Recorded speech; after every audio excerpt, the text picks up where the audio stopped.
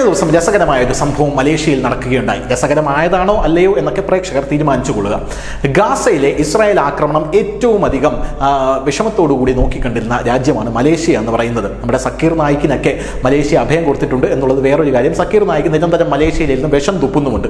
ഈ മലേഷ്യ ഇടയ്ക്ക് ഇന്ത്യ കിട്ടുന്ന ചൊറിയാനായിട്ട് നോക്കി. ഇന്ത്യ, അതായത് നരേന്ദ്രമോദി എന്ത് ചെയ്തു എന്ന് പറഞ്ഞു കഴിഞ്ഞാൽ, മലേഷ്യയാണ് ഇന്ത്യയിലേക്ക് ഏറ്റവും കൂടുതൽ പാം ഓയിൽ ഇറക്കുമതി ചെയ്യുന്ന രാജ്യം. ഒരുപക്ഷെ അവരുടെ സമ്പദ്ഘടനയെ തന്നെ പിടിച്ചു നിർത്തുന്ന ഒരു സംഭവമാണ് പാം ഓയിൽ ഇറക്കുമതി എന്ന് പറയുന്നത്. നരേന്ദ്രമോദി അത് അവിടെ നിന്ന് നിർത്തലാക്കിയിട്ട് ഇന്തോനേഷ്യയിൽ നിന്നും പാം ഓയിൽ വാങ്ങിക്കാനുള്ള തീരുമാനമെടുത്തു. അതോടുകൂടി മലേഷ്യയിലെ ഭരണം തന്നെ തെറിച്ചു പോകുന്ന ഒരു കാഴ്ചയാണ് കണ്ടത്. അതായത് മാൽദീവ്സിന്റെ വേറൊരു മോഡലായിരുന്നു. അതിനുശേഷം മലേഷ്യ ഇന്ത്യയെ പ്രകോപിപ്പിക്കാനായിട്ട് വന്നിട്ടില്ല. വളരെ നല്ല കാര്യം. പക്ഷേ ഗാസയിലെ ഇസ്രായേലിന്റെ കൂട്ടക്കുരുതിയൊക്കെ മലേഷ്യ വളരെ വലിയ രീതിയിൽ അപലപിക്കുന്നുണ്ട്. ഇത് മനുഷ്യത്വരഹിതമാണ് എന്ന് മലേഷ്യ പറയുന്നുണ്ട്.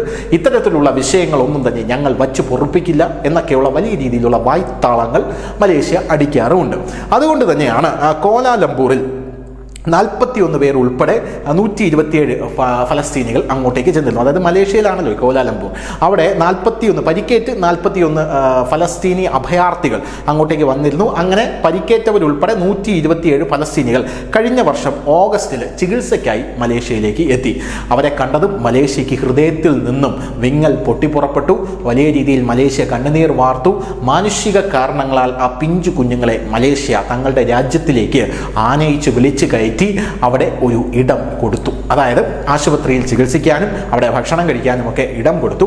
കഴിഞ്ഞ ദിവസം ഈ പിഞ്ചു കുഞ്ഞുങ്ങൾ മലേഷ്യയുടെ അവർ താമസിക്കുന്ന സ്ഥലം തീയിടുന്ന കാഴ്ചയാണ് നമുക്ക് കാണാനായിട്ട് സാധിച്ചത്. ഇതോടുകൂടി മലേഷ്യക്ക് തൃപ്തിയായി എന്നുള്ളതാണ് വേറൊരു കാര്യമെന്ന് പറയുന്നത്. ശനിയാഴ്ച ഫലസ്തീനികളുടെ സംഘം അവർ താമസിച്ചിരുന്ന സ്ഥാപനത്തിൻ്റെ വസ്തുവകകളെല്ലാം നശിപ്പിച്ചു.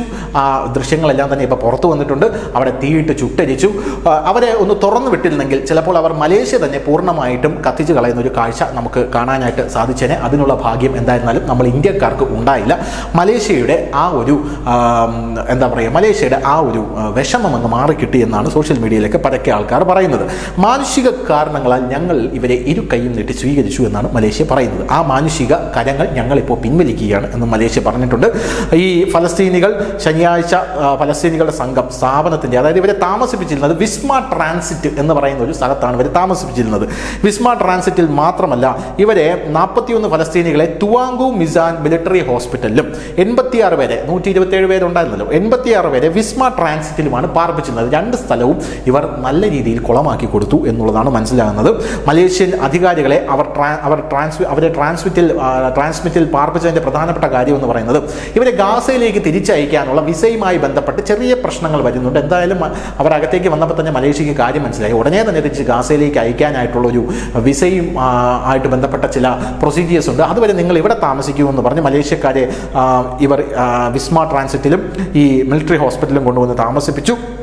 മലേഷ്യ തങ്ങളെ പുറത്താക്കാൻ പോവുകയാണ് എന്നറിഞ്ഞ് ഇവർ തങ്ങളുടെ സഞ്ചാരം നിയന്ത്രിക്കുകയാണ് എന്നറിഞ്ഞ് ഇവർ, അതായത് ചുരുക്കം പറഞ്ഞാൽ ഇന്ത്യയിൽ ഒരു തടങ്കൽ പാളയം പണിത് ഇല്ലീഗൽ ഇമിഗ്രൻസിനെ അതിനകത്ത് കൊണ്ട് താമസിക്കും പോലെയാണ് മലേഷ്യ അവരെ കൊണ്ട് താമസിപ്പിച്ചിരുന്നത്. ഞങ്ങളെ നിയന്ത്രിക്കുകയാണെന്ന് മനസ്സിലായി ഇവർ ഉടനെ തന്നെ ചാടിപ്പുറപ്പെട്ട് മലേഷ്യയിലെ ആ പ്രദേശങ്ങൾ മുഴുവൻ ചുട്ടിരിക്കുന്ന കാഴ്ചയാണ് കാണാനായിട്ട് സാധിച്ചത്. ഒന്ന് വിട്ടാൽ മലേഷ്യ മുഴുവനും ഇവർ കത്തിച്ച് ചാമ്പലാക്കിയതിനെ. ഇതോടുകൂടി മലേഷ്യയുടെ ആ ഒരു പൂതി മാറിക്കിട്ടി. News desk, news India Malayalam.